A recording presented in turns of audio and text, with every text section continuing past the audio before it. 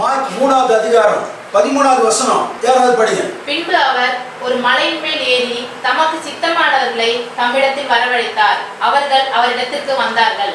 அப்பொழுது அவர் 12 பேரை தெரிந்து கொண்டு அவர்கள் தம்முடனே கூட இருக்கவும் பிரசங்கம் பண்ணும்படியாக தாம் அவர்களை அனுப்பவும் வியாதிகளை குணமாக்கி பிசாசுகளை துரத்தும்படி அவர்கள் அதிகாரமுடையவர்களாய் இருக்கவும் அவர்களை ஏற்படுத்தினார். ஹல்லேலூயா, ஹல்லேலூயா, ஹல்லேலூயா, ஹல்லேலூயா, ஹல்லேலூயா. இயேசு பின்பு அவர்களை ஒரு மலையின் மேல் ஏறி தமக்கு சித்தமானவரை தம்மிடத்தில் வரவழைத்தார். அவர்களே அவரிடத்துக்கு வந்தார்கள்.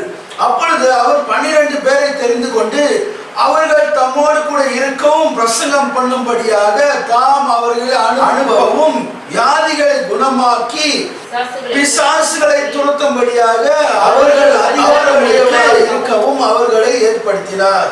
ஹல்லேலூயா, ஹல்லேலூயா, ஹல்லேலூயா. தேவகுமாரன் இந்த உலகத்துல என்ன கட்டளை கொடுத்திருக்காரு? இந்த உலகத்துல என்ன கட்டளை கொடுத்திருக்காரு? தனக்கு தெரிஞ்சவங்கள, தனக்கு விருப்பமானவர்கள, தன்னுடைய சீஷர்கள, அவர் தெரிந்து கொள்ளப்பட்ட தன்னுடைய மக்களை, தன்னுடைய வேலையாட்களுக்கு என்ன கட்டளை கொடுத்திருக்காரு? பிரசங்கம் பண்ணவும், பிசாசுகளை விரட்டவும், வியாதியஸ்தரை சொஸ்தமாக்கவும். ஹல்லேலூயா, ஹல்லேலூயா. இந்த உலகத்துல என்ன நடந்துட்டு இருக்குது? இப்போ இந்த உலகத்துல இப்ப நடந்துட்டு இருக்கிறது ஒன்னே ஒண்ணுதான், பிரசங்கம். பிரசங்கம் பிரசங்கம் வந்து யாருனாலும் பண்ணலாம், யாருனாலும் பண்ணலாம். கொஞ்சம் ஆண்டுக்கு முன்னாடி டிவியில ஒரு மனுஷன் பிரசங்கம் பண்ணிட்டு இருந்தான். அப்போ என் வீட்டுக்கு ஒரு பையன் வந்தான். அவன் வந்து அங்கிள் அங்கிள் ஒரு நல்ல ஊழியக்காரரா அப்படின்னு கேட்டான். கேட்ட உடனே நான் சொன்னேன், பார்க்கறல எப்படி இருக்குது உனக்கு? நல்ல ஊழியக்காரர் மாதிரி தான் தெரியுது, இங்க எங்கேயும் ஓடுறாரு, பயங்கர ஆவேசமா பேசுறாரு அப்படின்னு சொன்னான். அப்படியா, சரி சொல்லி என் வீட்டில் அந்த பைபிள் ஸ்டாண்ட்ல கண்கடன்னு சொல்லி அந்த புத்தகத்தை எடுக்க சொன்னேன். ஒத்த வாக்கியம் சொல்லுவாங்க. அப்போ அதை எடுக்க சொல்லி அந்த மனுஷன் என்ன பிரசங்கம் பண்றாரு, என்ன வசனம் எடுக்கிறாரு பாரு அப்படின்னு. அப்போ அவன் ஒரு வசனம் அந்த மனுஷன் எடுத்து பேசுறான். இப்போ அடுத்த வசனத்தை நீ எடுத்து சொல்லு, நீ எதை எடுத்து சொல்றியோ அது அங்கிருந்து வருவாங்க. அடுத்த வசனம் இவன் எடுத்தோடனே அதை அங்கே சொன்னார். அங்கிள் இது என்ன அங்கிள்? இது அங்கிள் இது என்ன அங்கிள்? இது வந்து ஃபாஸ்ட் ஃபுட். ஃபாஸ்ட் ஃபுட் நீ வீட்டில் உட்காந்து சமைக்கிறதுக்கு கஷ்டப்பட்டுட்டு எப்படி வந்து ஃபாஸ்ட் ஃபுட்டில் வந்து போய் நீ ஒரு ஃப்ரைட் ரைஸோ அல்லது வேற ஏதாவது வாங்கிட்டு வரியோ, அவங்க ஆல்ரெடி என்ன பண்ணியிருப்பாங்க, செஞ்சு வச்சுருப்பாங்க. அவங்க சமைச்சு சாப்பாடை ஏற்கனவே செஞ்சுருப்பாங்க. அதில் இருக்கிற சிக்கன் எல்லாம் ஏற்கனவே வேக வச்சுருப்பாங்க. வேக வச்சு உனக்கு சூடு பண்ணி இங்கே அங்கே தூக்கி விசிறி போடுவாங்க. கடாயோட விசிறி போடுறது என்னது, அது பேர் ஃபாஸ்ட் ஃபுட்டு. அப்போ எல்லாம் போட்டு செஞ்சு நீ வாங்கிட்டு வந்து மற்றவங்க கொடுப்ப. யாரோ ஒரு சில கூட்டம் உட்கார்ந்து எழுதி வேதத்துல எங்க வசனங்கள், முக்கியமான வசனங்கள் வருது, அன்புன்னா எந்தெந்த இடத்துல வருது, துரோகம்னா எந்தெந்த இடத்துல வருது அப்படின்னு சொல்லி எல்லாம் எழுதி வச்சதை ஆல்ரெடி உள்ளதை அவன் எடுத்து என்ன பண்றான், கோர்வையா உட்கார்ந்து பிரசங்கம் பண்ணிட்டு இருக்கான். இங்க அங்க ஓடுறான். அப்போ சிரிச்சான் அந்த பையன், சிரிச்சான். என்ன அங்கிள் இப்படிதான் நான் பிரசங்கம் அப்படின்னு? இப்படி இல்லை, ஆண்டுடைய சமூகத்தில் காத்திருக்கணும், காத்திருந்து ஜெபிக்கணும். ஜெபிச்சா கர்த்தர் வார்த்தையை கொடுப்பாரு. அதுதான் அந்த நாட்கள்ல பிரசங்கமா இருந்தது.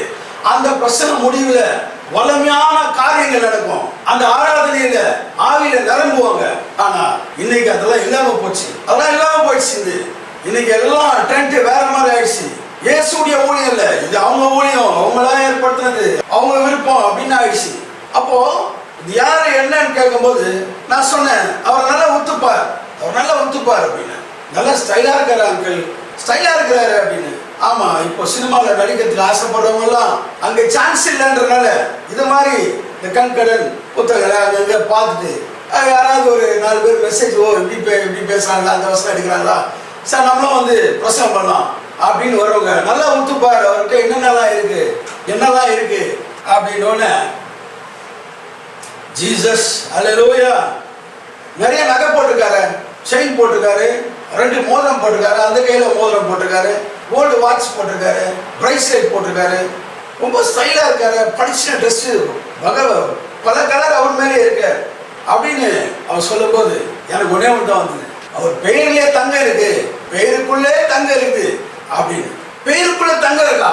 ஆமா, அதுதான் பால் தங்கையா. ஹல்லேலூயா, ஹல்லேலூயா, ஹல்லேலூயா, ஹல்லேலூயா. அதுதான் பால் தங்கையா.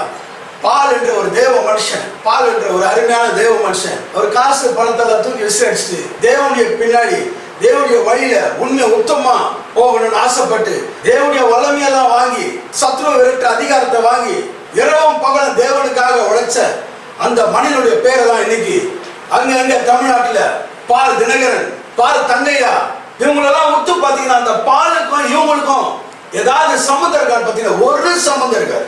அந்த பவுலுக்கும் இவங்களுக்கும் ஏதாவது ஒரு சம்மந்தம் இருக்குமா பாத்தீங்கன்னா ஒரு ஒரு ஒரு சம்மந்தம் இருக்காது. அந்த பவுல் வேற, இவங்க வேற. வேற பைபிள், இவங்களுக்கு ஒரு வேற பைபிள். ஐஸ்வர்யத்தை அருவருத்தவர் அவரு, பொருளாசை இல்லாதவர், பொருளாசையை ஊக்குவிக்கிறவங்க, ஊக்குவிப்பாங்க பொருளாசை, அவங்களே பொருளை மிதப்பாங்க. அப்போ வர விசுவாசிகளுக்கு ஐயோ நம்மளும் ஆண்டுடைய ஆசீர்வாதம், நகைகள் வேணும், நகைகள் வேணும், அலங்காரம் பண்ணணும். அவன் பாத்தீங்கன்னா ஒரு காலத்துல வயசான ஒரு மனுஷன், இன்னைக்கு பாத்தீங்கன்னா இவ்வளவு தூரம் முடி இருக்குது, விக்கு.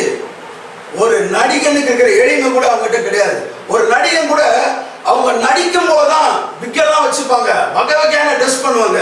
ஆனா நடைமுறை வாழ்க்கையில வெளியே வந்தீங்கன்னா வெளியே அவங்கள பாத்தீங்கன்னா சாதாரணமா இருப்பாங்க. அவங்க விக்க வச்சுக்க மாட்டாங்க, அந்த மண்ணை அப்படியே தெரியும். சாதாரண உடை அடைஞ்சு எந்த நகையும் இருக்காது, ஒன்றும் இருக்காது, சாதாரண மக்களை மாதிரி போவாங்க.